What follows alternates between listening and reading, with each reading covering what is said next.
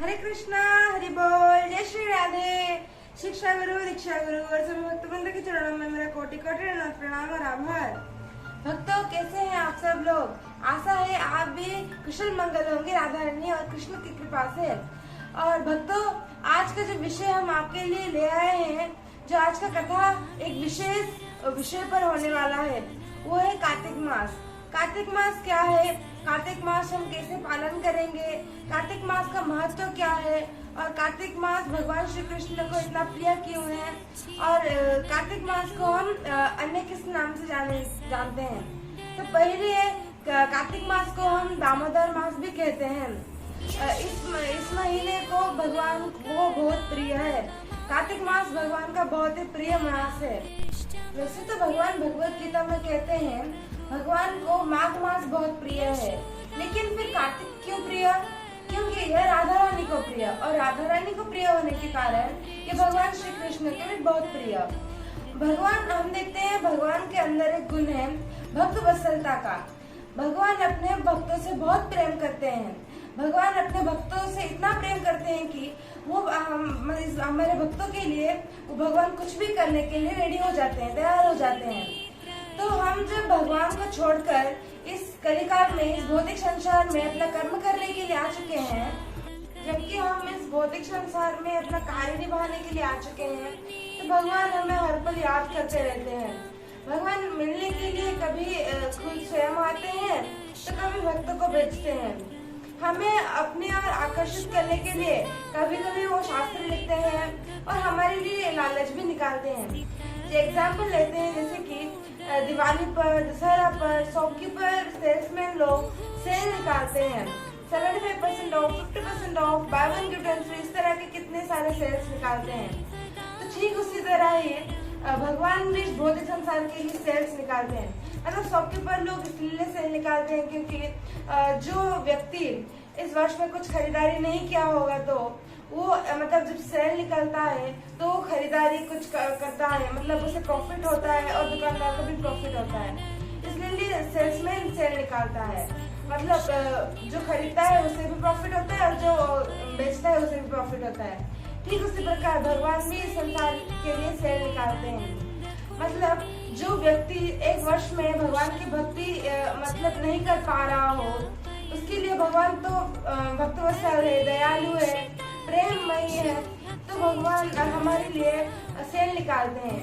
जैसे कि चतुर्मास, जो व्यक्ति एक वर्ष में भक्ति ना कर पाए, उसे टाइम ना हो, तो भगवान कहते हैं चलो एक वर्ष में नहीं कर पा रहा है, तो चलो मैं चतुर्मास देता हूँ। तो चतुर्मास भगवान निकालते हैं। चतुर्मास में भक्ति करने के लिए कहते हैं। हम जब नॉर्मल डेज में भक्ति करते हैं, तो नॉर्मल डेज में भक्ति करने से हमें तो फल प्राप्त होता ही है, भगवान की भक्ति प्राप्त होती है। पर अगर हम जब चतुर्मास में अगर हम भगवान की भक्ति करेंगे, तो उसका मतलब जो लाभ है वो कई गुना बढ़ जाता है, लाखों गुना बढ़ जाता है। तो इसलिए हम चतुर्मास में भगवान की भक्ति करनी चाहिए। और जो कुछ लोग व्यक्ति हैं, ऐसे लोग भी हैं जो चतुर्मास में भी भगवान की भक्ति नहीं कर पाते हैं। तो इसलिए भगवान तो दयालु है, वो बोलते हैं चलो कोई बात नहीं, मैं तो आपके लिए और ऑफर निकालता हूँ। तो भगवान बोलते हैं कि जो व्यक्ति चतुर्मास में भी भक्ति ना कर पाए, उसके लिए मैं कार्तिक मास निकालता हूँ। कार्तिक मास मतलब जो चतुर्मास का लास्ट वाला महीना है। कार्तिक मास में अगर हम भक्ति करेंगे, उसका एक दिन का भक्ति करोड़ों गुना बढ़ जाता है नॉर्मल डेज के प्रति। नॉर्मल डेज के अनुसार अगर हम कार्तिक मास में भक्ति करेंगे, तो उसका जो लाभ है वो करोड़ों गुना बढ़ जाता है। तो भक्तों, हमें नॉर्मल डेज में तो भक्ति करनी ही चाहिए, पर हमें कार्तिक मास में भगवान की भक्ति विशेष रूप से करनी चाहिए। अगर हम कार्तिक मास का जो व्रत पालन अगर हम किसी धाम पर, मतलब मथुरा धाम, द्वारका धाम, वृंदावन, पूरी, इस तरह से कुछ मतलब श्रेष्ठ जगह पर अगर हम जाकर भक्ति करेंगे, भगवान कार्तिक मास का पालन करेंगे, तो उसका मतलब जो प्रॉफिट है वो मतलब करोड़ों से भी ज्यादा गुना बढ़ जाता है। मतलब अगर हम थोड़ी भक्ति करेंगे तो हमें तो पाप नहीं लगेगा, भगवान की भक्ति प्राप्त होगी। पर हम फिर से इस कलिकाल में, फिर से इस जो मृत्यु चक्र में फिर से हमें वापस आना पड़ेगा। वापस से आकर हमें फिर से उस यातना यंत्रणा को भोगना पड़ेगा, इस कलयुग को झेलना पड़ेगा। इसलिए हमें थोड़ी थोड़ी भक्ति नहीं करनी चाहिए, हमें भगवान की भक्ति इस तरह से करनी चाहिए कि भगवान हमें छोड़े ही ना, हमें भगवान के पास ही रहना है, हमें गोलक वृंदावन जाना है, तो हमें भगवान की भक्ति ज्यादा करनी चाहिए। नॉर्मल डेज के अनुसार हमें भगवान की भक्ति ज्यादा करनी चाहिए।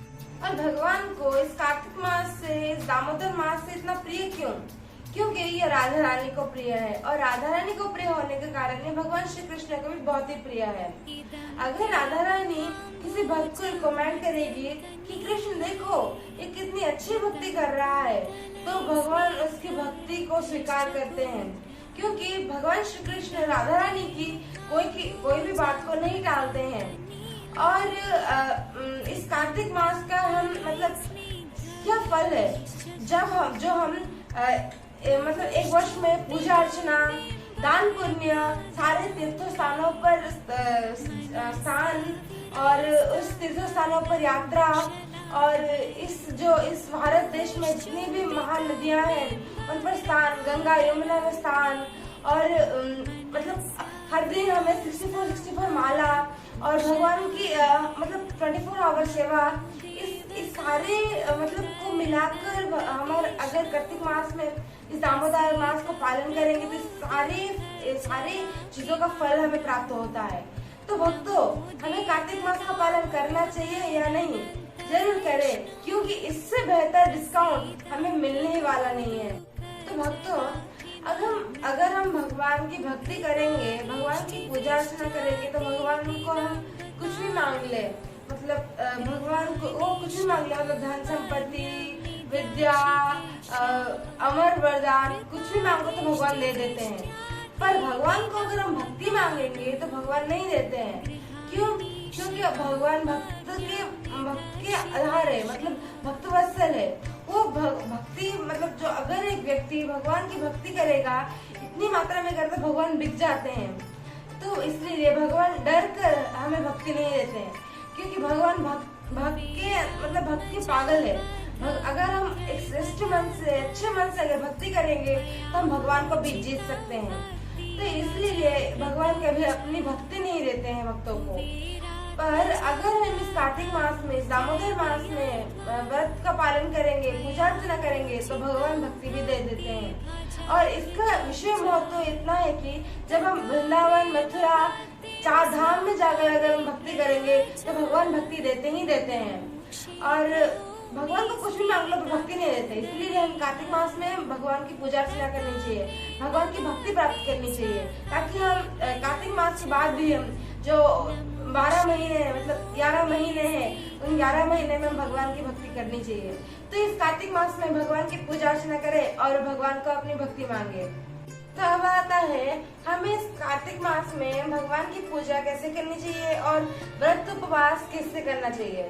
तो हमें ब्रह्म मुहूर्त में उठकर स्नान आदि करने के पश्चात हमें वृंदावती माता की पूजा करनी चाहिए, तुलसी माता की पूजा करनी चाहिए, जल अर्पण करना चाहिए, और उसके बाद सूर्य पूजा करनी चाहिए। उसके बाद हमें घर में पूजा करनी चाहिए और अधिक से अधिक माला जाप करनी चाहिए। और इस कार्तिक मास में हमें दीपदान का एक अनेक महत्व है, मतलब एक बड़ा ही महत्व है, विशेष महत्व है इस दीपदान में। इस कार्तिक मास में दीपदान का विशेष महत्व है। और हमें जब दीपदान करते हैं उस वक्त हमें दामोदर अष्टकम का पाठ भी करना चाहिए। और इस तरह से हमें कार्तिक मास में पूजा करनी चाहिए। और हमें इस व्रत का मतलब उपवास का कैसे पालन करेंगे। तो उपवास हमें निर्जला तो हम 1 महीने नहीं रह सकते हैं, तो इसीलिए हमें फलाहार करना है। जो व्यक्ति एक बार हमें फलाहार करके रहना है, जो व्यक्ति एक बार फल आहार करके ना रह पाए वो 2 बार फलाहार कर सकता है, दूध पी सकता है। और जो व्यक्ति 2 बार भी फलाहार करके दूध पीकर ना रह पाए वो 1 बार अन्न ग्रहण कर सकता है। तो इस तरह से कुछ हमें कार्तिक मास का पालन भक्ति करनी चाहिए। और ये थी कार्तिक मास की महिमा। और दीपदान का वीडियो हम जल्दी ही अपलोड करने वाले हैं। तो अगर आपको ये वीडियो अच्छा लगे तो लाइक, शेयर एंड सब्सक्राइब करना ना भूलें। और सब्सक्राइब करना तो ना ही भूलें। भूले, क्योंकि मैं दीपदान का वीडियो भी अपलोड करने वाली हूँ, तो उससे आप देख सकते हैं कि किस तरह से हम भगवान को दीप अर्पण करना चाहिए। और मुझसे कोई त्रुटि हो गई हो तो मुझे समाधान कीजिए, और अगर कुछ आपको बताना है तो आप कमेंट सेक्शन में बता सकते हैं। तब तक के लिए हरे कृष्णा, हरि बोल, जय श्री राधे।